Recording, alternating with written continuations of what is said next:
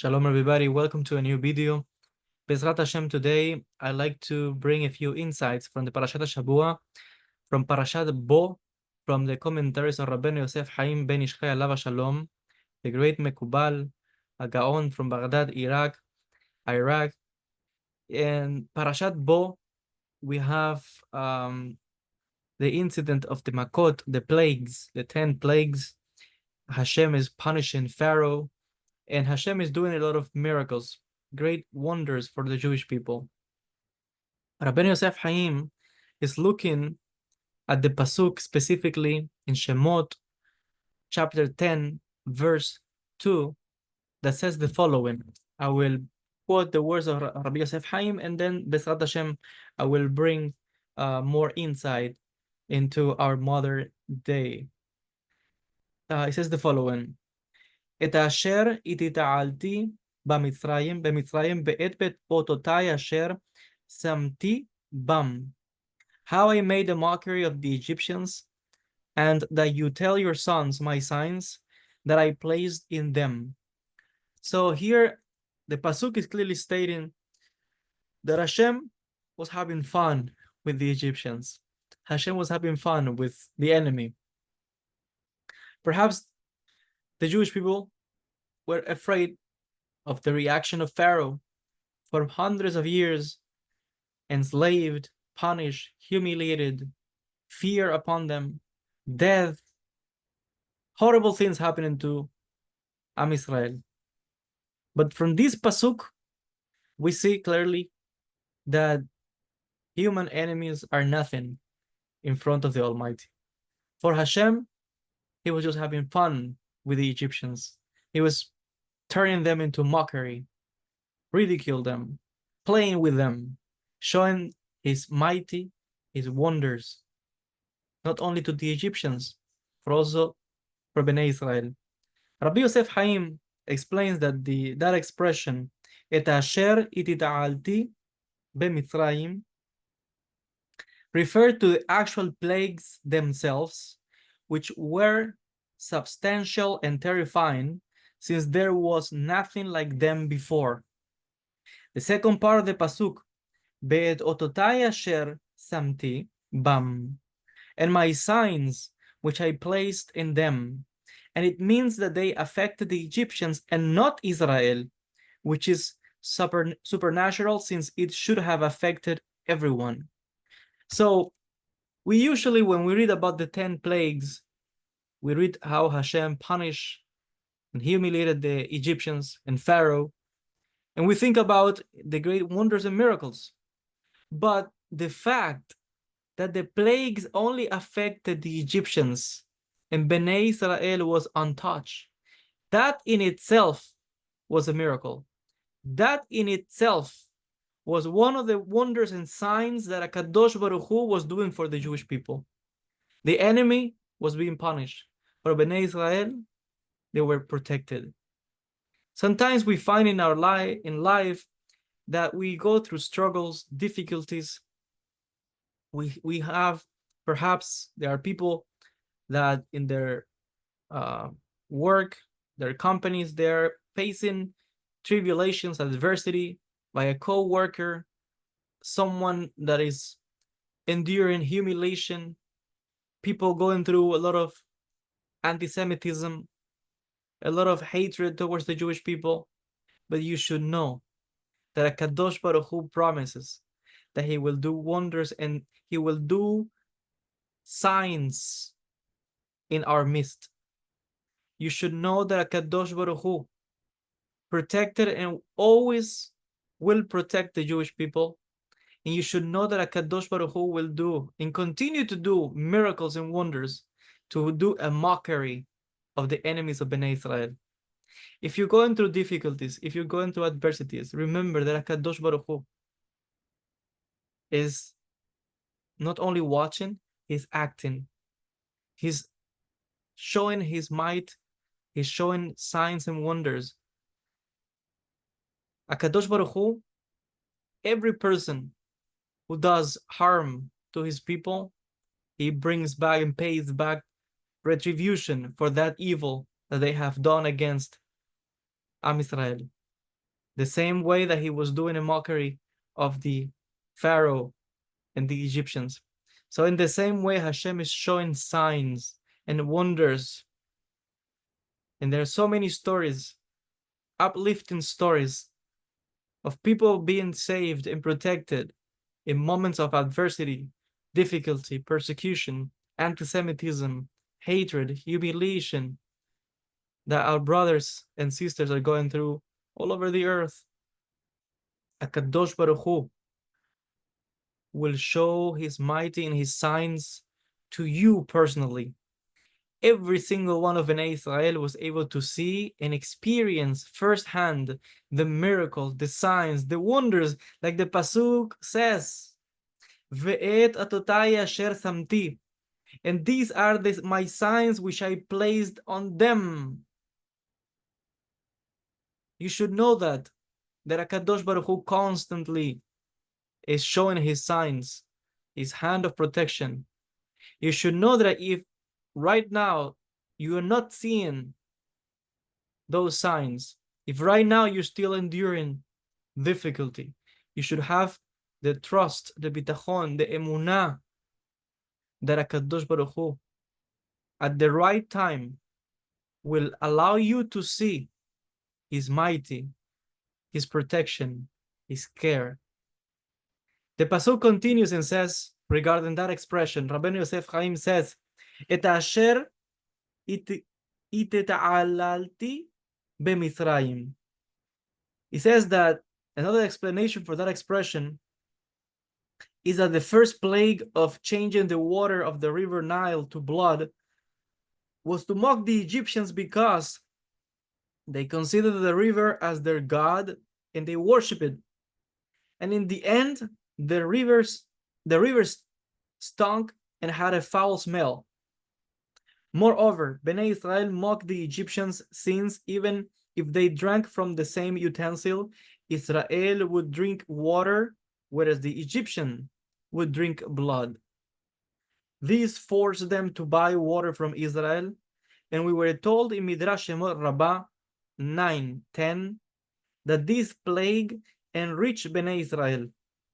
That means that in the moment of adversity, the moment that HaKadosh Baruch Hu chose to punish the Egyptians, at the same time he was benefiting his people, Bnei Israel, not only with protection, not only spiritually, not only morally, showing his might and wonder, the God of Israel defeating all the Egyptian gods and humiliating the divinities of Mizraim and humiliating Pharaoh and all of the Egyptians. At the same time, HaKadosh Baruch Hu was blessing the Jewish people and was making them wealthy financially. He was allowing them to become rich, to have money. That means that in moments of difficulty, if you're going through hard times in your company, if you have a business, if you have a job, if you let's say there's something that is happening, that the whole world is going crazy, there is a crisis, Wall Street, something's happening, and people are going crazy, you should know that it's an opportunity for you to get rich. The same way that everybody was going crazy in Mitzrayim, the Nile River was turning into blood, there's no water. But for the Jewish people, there was an opportunity. God was making possible that there was an opportunity for the Jewish people not only to drink water and benefit themselves and their families, but they were able to sell the water and make money. Sometimes we face in adversity, difficulties, financial issues, struggles. If you own a company, if you own a business, everybody is saying there's a market crash, there's an issue, there's something that's going to happen. But someone who has HaKadosh Baruch Hu on his side, you should know that the Almighty not only is protecting you, you should know that the Almighty not only is guarding you, you should know that the Almighty is not only showing you his mighty and his signs, his wonders, but you should know that HaKadosh Baruch Hu will take that moment for you to become even richer, for you to become even wealthier, for you to become successful in moments of adversity. While everybody else is struggling, is going through difficult times, HaKadosh Baruch Hu can make that you achieve wealth and success. The same way that Bnei Israel during the time of the plagues was able to benefit. He was protected. Am Israel was protected, but at the same time, was getting wealthy, successful, confident that Akadosh Baruch Hu, when He wants to bless you, the Almighty not only will bless you spiritually, He will bless you as well financially. The Almighty will give you all sorts of abundance. Shefa. Shefa not only means it means spiritual blessing, but also means physical, meaning money, means economy, meaning prosperity, meaning success. And so this is a lesson for us to never despair when we see the whole world going crazy. People on the news talking about things. There's a market crash. There's a difficulty. There's a crisis. There is a war. Everybody might go insecure. But if you have the Almighty on your side, you should expect to see signs and wonders. The same way that Akadosh Baruch Hu showed His might, His sign, and His wonders to Am Israel. The same way that during that moment of adversity and difficulty for others, Hashem was blessing His nation. He was protecting His people. He was blessing them spiritually, but also financially as well.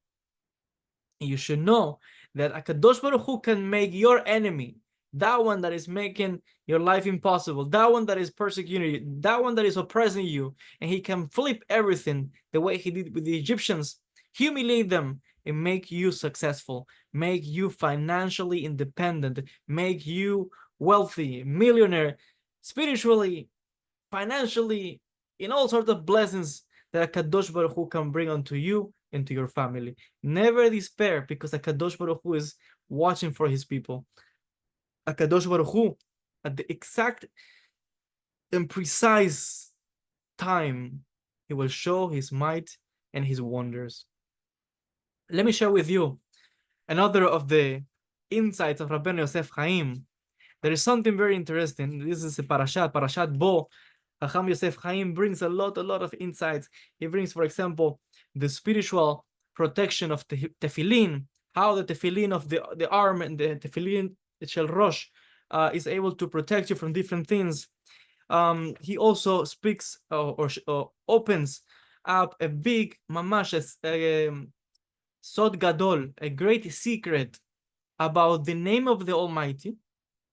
That the name of the Almighty will be revealed during the time of Mashiach, during the time of Olam Haba, during the day, the world to come. The name of Hashem will be whole, and a new name will be revealed. Today we know the classic four letters name, Yud K Vav K. But you should know that there is a great secret that in the Kabbalah we know that the name of Hashem is not complete. In that in reality, the name of Hashem, Yud K Vav K, Chacham Yosef Chaim, quoting from the words of the Arizal, explains that in reality that name will be changed, and the name will be the same, will be Yud K, Yud K.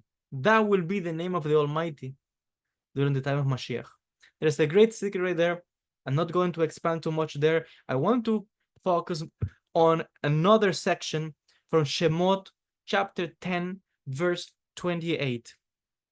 It says the following: Vayomer lo Paro, lech me'alai, yishamer lecha, al tosef reot panai, ki bayom reotcha panai tamut. And Pharaoh said to him, to Moshe, go away from me, beware, do not see my face anymore, for on the day that you see my face, you shall die. Shemot 10:28. How many of us, at some point in our lives, we have faced someone, an enemy, an angry neighbor, an angry boss, someone that said those words to you? Don't ever show your face to me again, because if you show your face to me one more time, I'm going to kill you. How many times have you faced threats from someone, from a neighbor, from a boss, from strangers on the street? Like I said before, there are many people that are going through a lot of anti-Semitism, through a lot of difficulties, people that threaten us. Don't show your face again, or I will kill you. All of these bullies, like Pharaoh. Let's read what Chacham Yosef Haim says. It is known that every person has an external source of life and an internal one similar to Or Makif, surrounding light. Or Penimi, internal light. We saw the great Hachamim were able to kill a person by looking at him, as we were told in Masechet Berachot 58a, that he looked at him and converted him into a pile of bones. By looking at the student, the Rav was able to draw from him all the holy powers that were keeping him alive. And we know that nobody can survive without a source of Kedusha to sustain him. As we saw in the prophet Nehemiah, chapter 9, verse 6, that it says, and you keep them all alive. Even though Pharaoh was an evil person, yet as a king and as someone who represented the other 70 nations of the world, he was entitled to a large number of sparks of Kedusha, as was outlined by Rav Shimshon Tzatzal in his book, Yalkut Shemonim. Pharaoh knew that Moshe Rabbeinu Alav Shalom was drawing from him some of the sparks of Kedusha, which were keeping him alive.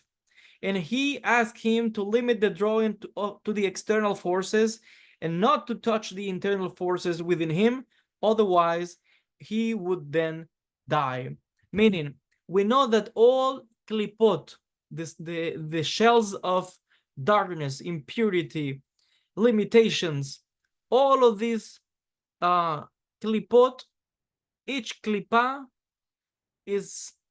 draws sustenance, life from a source of Kedusha, which means we know that inside a good person there are sparks of Kedusha, of holiness, because we understand that it's a good person. But many people will be surprised to realize that within evil people as well, there are still some spark of Kedusha, meaning that that person is alive because there is a spark of Kedusha that is sustaining him, and that klipa, darkness, is feeding itself from the Kedusha, from the life. And that's why you see that evil people, in order for them to feel good, to stay in power, they have to go and chase, hunt, and kill good people. But that's the only way that they can feed their darkness from the side of the Kedusha.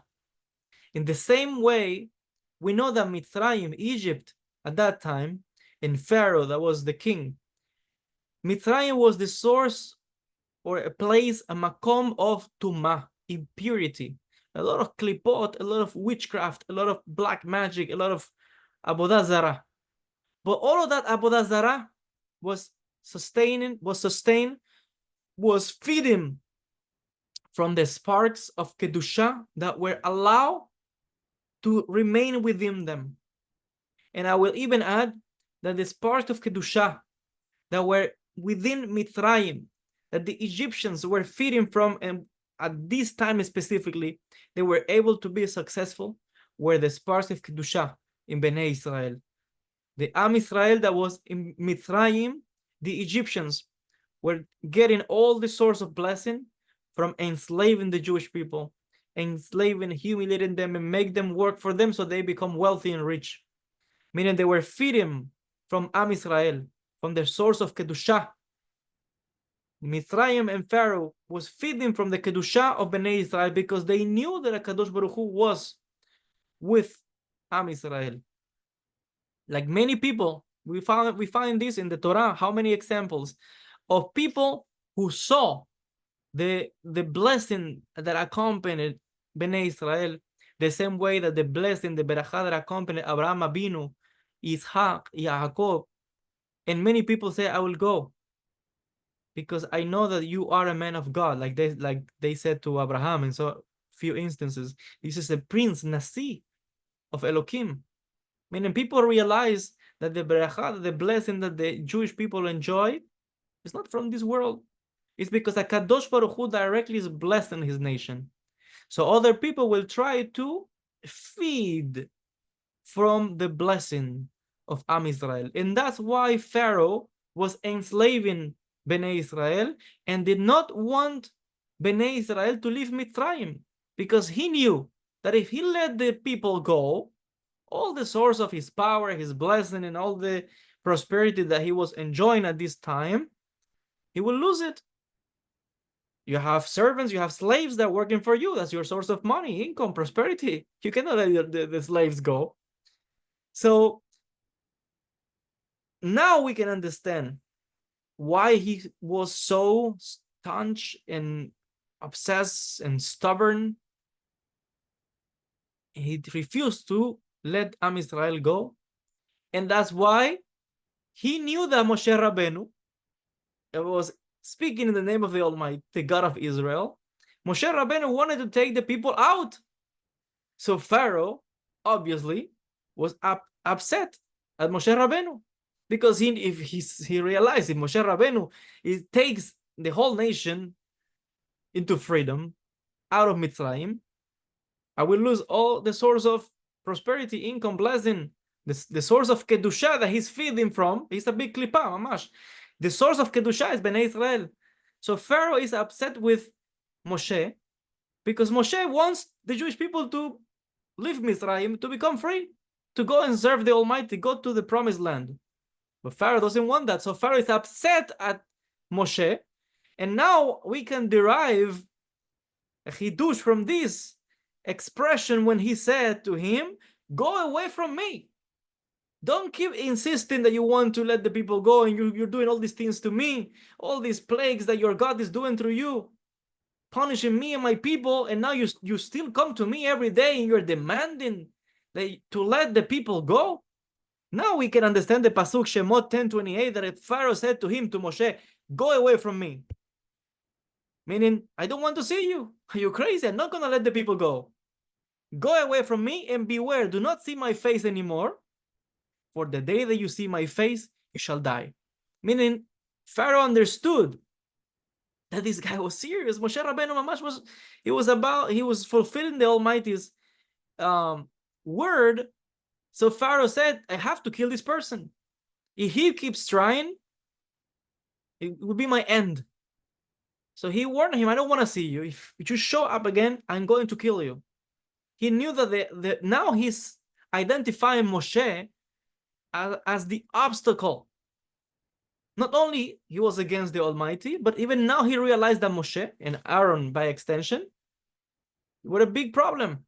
He had to get rid of Moshe and Aaron because he knew that he was about to lose his power, the source of his Kedusha, all his blessing, everything that he was sucking from Bnei Israel. And now he was even upset. He was now seeking to kill Moshe Rabbeinu as well. We see from this, like I said before, time and again, and perhaps you are going through this difficulty that you perhaps in your company, your office, you have a job, you kind of like the job, but it's not the best. You are thinking that you want to get a different job, you want to get a raise, you want to get better conditions, but the company you're working for right now, your boss is threatening you. If you leave, I'm gonna make your life difficult. I'm not gonna give a good word, and in the next job that you get, I'm gonna pull my connections so you won't be able to get another job. I'm gonna close all the doors for you, so you have to stay with me in this company. I need you here. But obviously, he's trying to retain you because he's trying to feed from the Kedusha, from all the berachot that you have, because you are the one making that company run and be successful. This is just an example. You should know, don't be afraid. Don't be afraid, because the one that should be afraid is that person, the one that is threatening you. The same way that Pharaoh was the one that was afraid to lose the source of his income, the source of Kedusha that was in his midst, meaning Bnei Israel.